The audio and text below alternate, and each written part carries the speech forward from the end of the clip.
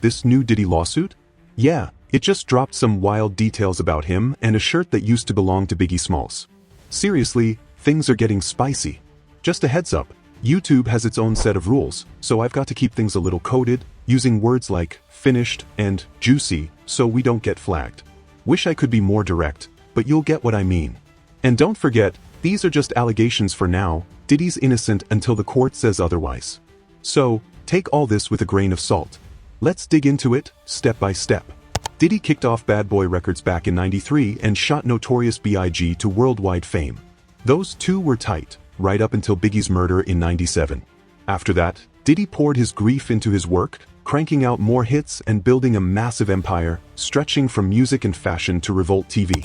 For years, his parties looked like straight-up Hollywood dreams, but behind the scenes, rumors swirled about some wild, freak-off stuff going down.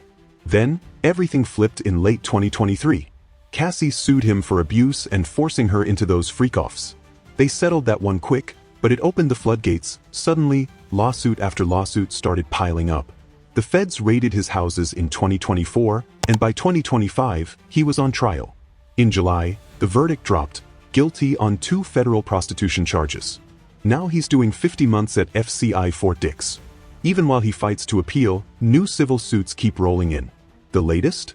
It's wild. Music producer and publicist Jonathan Hay just filed it, and people are watching closely. He kept quiet for years, but in July 2025, right after Diddy got sentenced, he finally spoke up as John Doe. Hay's been around the industry since the early 2000s, working promo for indie artists, and he even brushed up against Bad Boy back in the day. By 2020, he was working with Biggie's estate on a remix project. Now it's Biggie's son, Christopher C.J. Wallace Jr., born in '96 to Faith Evans and Biggie, running the show. CJ's done a lot to keep his dad's name alive. Launched a clothing line, produced documentaries like the 2017 Biggie biopic, all that. Hay says he got pulled into sessions with CJ and producer Willie Mack, remixing classics from Ready to Die for a new spin. They called it Ready to Dance, mixing old school flows with newer beats. Hay's old emails show him totally amped, writing to CJ in late 2019, "Loved working with you guys, it's an honor." The estate approved a few sessions, but arguments started up over which tracks should actually drop. Now, here's where things get wild. On February 26, 2020, Hay claims Diddy invited him out to an LA warehouse for a photo shoot tied to the project. Imagine this place, a huge storage unit right off the 101, racks packed with Biggie's old gear, sequin jackets, massive tees from '90s tours. Not just random clothes either. A few months later, they donated those pieces to the Rock and Roll Hall of Fame for Biggie's induction that December. People were snapping pics, cataloging everything for the exhibit. Hay thought he was heading in for a regular studio session with CJ and Mac, beats, lights, maybe some collaboration. But he says Diddy started handing out party favors, ketamine, the stuff people call K. Suddenly, everyone's riding the wave, running wild around the warehouse, bumping into racks and laughing like it's the craziest after-party ever. Hay says he found himself stuck in a back room with Diddy. Diddy pulled out his phone and started playing some wild clips, the same kind of freak-off videos people talked about during the trial. Then Diddy reached for one of Biggie's shirts, a red one from the Hypnotize video days. That's in the police report. According to Hay, Diddy just went for it, using the shirt as a prop while taking care of his own business right there. He told Hay to jump in and help finish. But honestly, the whole thing ended before Hay could even react. Diddy laughed, tossed the now messed up shirt onto Hay's lap and arm, leaving a stain behind. As he walked out, Diddy just said, "Rest in peace, Big." Hay told CNN he sat there in shock. Biggie was everything to Diddy, best friend, the guy who put Bad Boy on the map. Treating Biggie's shirt like that? Hay called it straight-up betrayal. He didn't report it right away. He just kept working, but things changed. CJ and the estate started distancing themselves, turning down most of Hay's remixes by summer 2020. Hay kept pushing, sending emails to try and get his tracks released, but the estate hit him with a cease and desist on July 15, 2021. That rejection set things off, at least according to the countersuits. But Hay's story goes back further. About 15 years earlier, so 2005 or 2006, he says he clashed with Diddy at some Bad Boy event. The court papers keep it vague, but Hay claims Diddy got in his face, demanded he handle the business with his mouth. No consent, just pressure in some back room. At the time, Hay shrugged it off. Industry stuff, he figured. Still, it stuck with him. Jump to March 2021. Hayes says CJ and Mac call him up, fly down to Florida, swing by a Revolt TV spot. That's Diddy's network, the one he launched back in 2013. They pitch it like it's just a quick meeting about more Biggie music, maybe wrapping up those remixes. Hay goes for it. He lands, walks in, and suddenly someone throws a hood over his head. Hands grab him, drag him into a side room, shove him onto an ottoman. Diddy storms in, hurling accusations, calls Hay a snitch, tells him his bad boy days are over. Then he kicks everyone else out. Hay says Diddy, with the hood still on him, tries to force oral sex while Hay struggles to resist. After, Hay says he had to ride back in a van with the same people, nobody saying a word. He remembers the taste, the silence, the shock. The building's all glass and neon, Revolt's old headquarters near Miami, but that room was pitch black. Hay finally filed a police report in Largo, Florida, on September 20, 2024, more than 3 years later. He told places like Shakya he only came forward after Cassie's lawsuit in November 2023 made it feel safer, and then the federal raids pushed him the rest of the way. "I want justice for all victims," he said in an interview that October. By July 2025, he files a lawsuit in LA County as John Doe, naming Diddy, CJ, Mac, and a few others. He's going after them for sexual battery, assault, emotional distress, wants major damages, but isn't saying how much.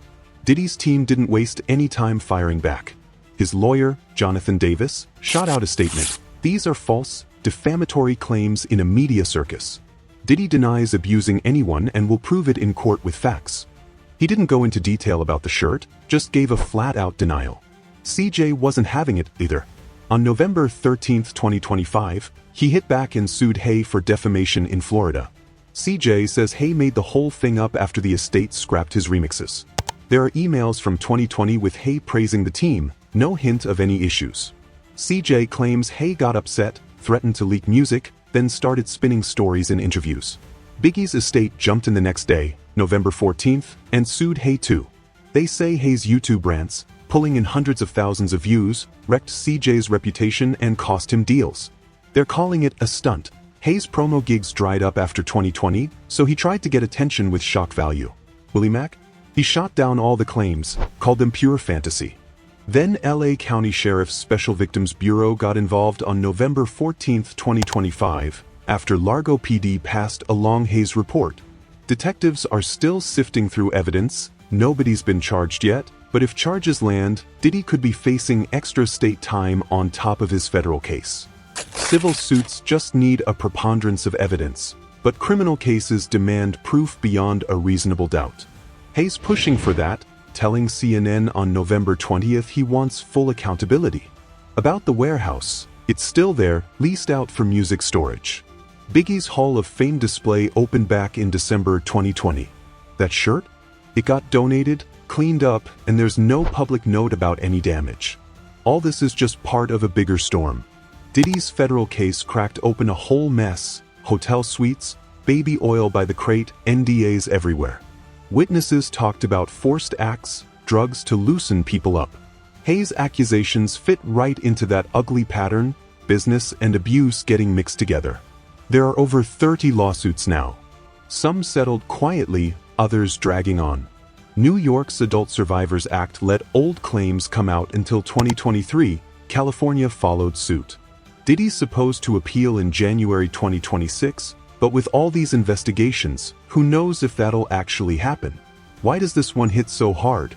Biggie's pretty much a legend in hip-hop. His murder set off wild East-West beef rumors, documentaries, tributes everywhere. Diddy even brought out holograms at Coachella in 2012 and got emotional at the VMAs. Now, to hear that Bond might be tainted? Fans can't agree. Some think it's karma for all the mess in the 90s. Others say Hay's just chasing attention. Either way, here we are, Biggie's name getting dragged through the mud again, 28 years after he was killed. Legal folks are watching the sheriff's next move, digging into interviews, warehouses, phone records. Hay's got receipts, texts, emails, all that. CJ's got his own timeline.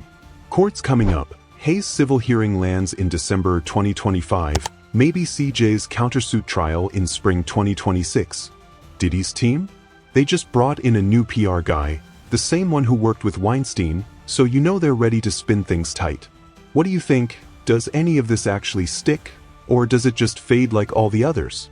Drop your thoughts below. Hit like if you're following the saga, and don't forget to subscribe and ring the bell if you want every update.